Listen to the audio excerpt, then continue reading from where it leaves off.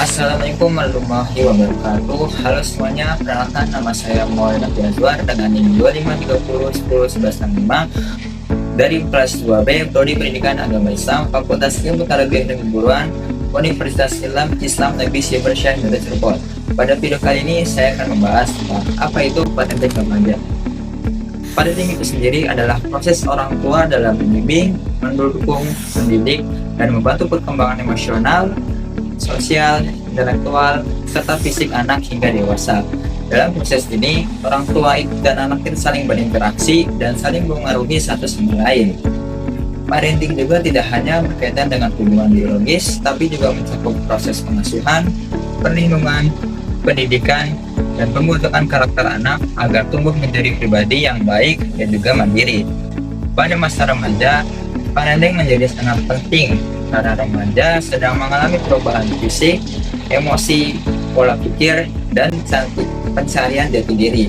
Oleh karena itu, orang tua itu perlu memberikan perhatian, komunikasi yang baik, dukungan emosional, serta pengawasan yang seimbang. Selain itu, parenting remaja juga harus disesuaikan dengan tahapan perkembangan usia anak. Pada masa remaja awal, yaitu sekitar 10-14 tahun, remaja itu mulai mengalami pubertas dan perubahan emosi. Pada tahap ini, orang tua itu perlu memberikan pemahaman mengenai perubahan yang sedang dialami anak, menjaga komunikasi yang baik, memberikan disiplin positif, serta tetap mengawasi lingkungan pertemanan anak. Orang tua juga perlu tetap menjaga hubungan yang dekat dengan anak, agar anak merasa nyaman untuk bercerita mengenai masalah yang sedang dialaminya. Sedangkan pada masa remaja akhir, yaitu sekitar 15-19 tahun, remaja mulai lebih mandiri dan mulai memikirkan masa depan, pendidikan, pekerjaan, dan tujuan hidupnya. Pada tahap ini, orang tua itu perlu memberikan kepercayaan yang lebih besar kepada anak, melibatkan anak dalam pengambilan keputusan, tetap menjaga komunikasi yang terbuka, serta menjadi pendamping dan tempat berdiskusi bagi remaja. Dalam perspektif Islam, parenting tidak hanya berfokus pada perkembangan duniawi anak, tetapi juga pembentukan akhlak dan spiritual anak berdasarkan Al-Quran dan juga hadis. Menurut perspektif Islam, terdapat beberapa prinsip penting dalam parenting. Yang pertama, yaitu adalah menanamkan keimanan kepada Allah. Dalam surat Luqman ayat 13 yang berbunyi, Bismillahirrahmanirrahim.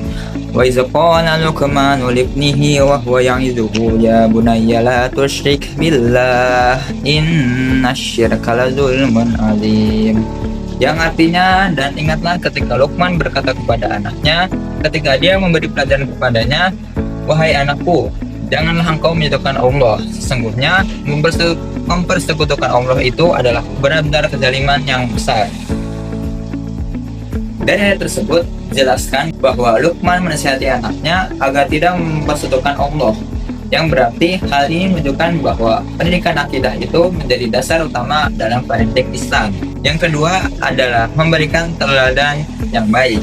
Dalam surat Al-Ahzab ayat 21 yang berbunyi, A'udzu billahi minasyaitonir rajim. Bismillahirrahmanirrahim.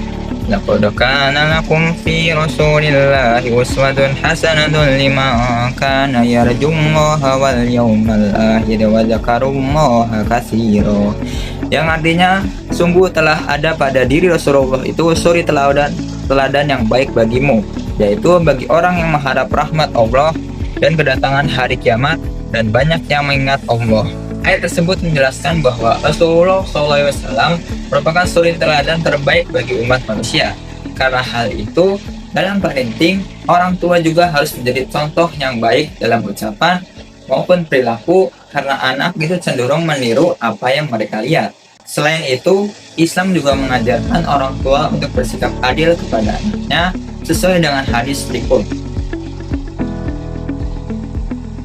Maksud dari hadis tersebut adalah bahwa orang tua itu harus bersikap adil kepada semua anak dan tidak boleh pilih kasih dalam memberikan perhatian, kasih sayang, maupun pemberian.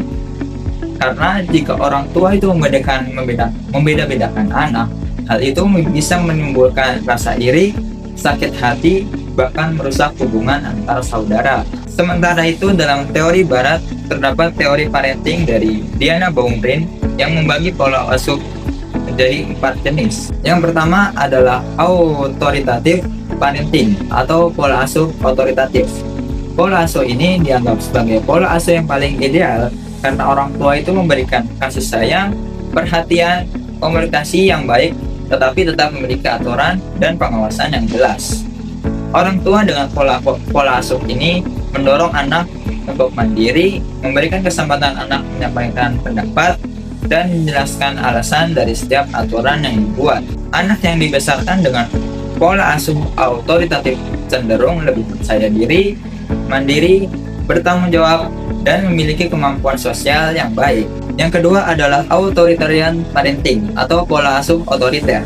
Pada pola asuh ini, orang tua itu sangat ketat dan menuntut anaknya untuk selalu patuh terhadap aturan tanpa banyak penjelasan. Komunikasi juga biasanya berjalan satu arah dan anak itu jarang diberikan kesempatan untuk menyampaikan pendapatnya.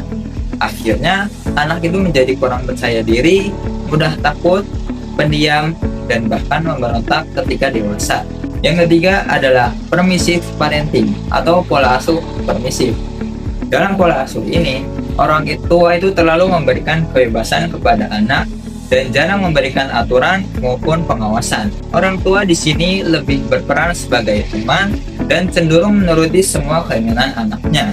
Akibatnya, anak itu dapat menjadi kurang disiplin, sulit mengontrol diri, dan kurang bertanggung jawab.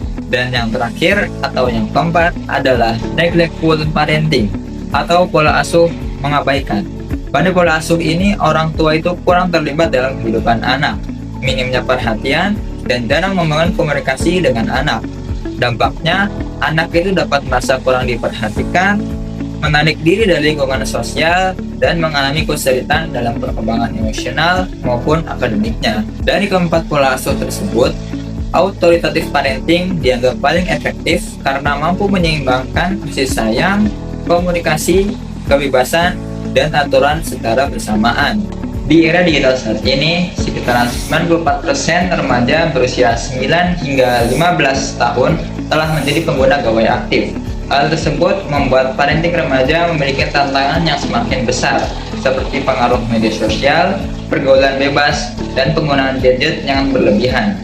Karena itu, komunikasi yang terbuka antara orang tua dan anak sangat diperlukan agar remaja itu merasa nyaman untuk bercerita dan meminta arahan. Jadi, dapat disimpulkan bahwa parenting remaja merupakan proses pengasuhan yang membutuhkan keseimbangan antara kasih sayang, komunikasi, pengawasan, pendidikan moral, dan nilai agama, agar remaja itu dapat tumbuh menjadi pribadi yang baik, mandiri, dan bertanggung jawab.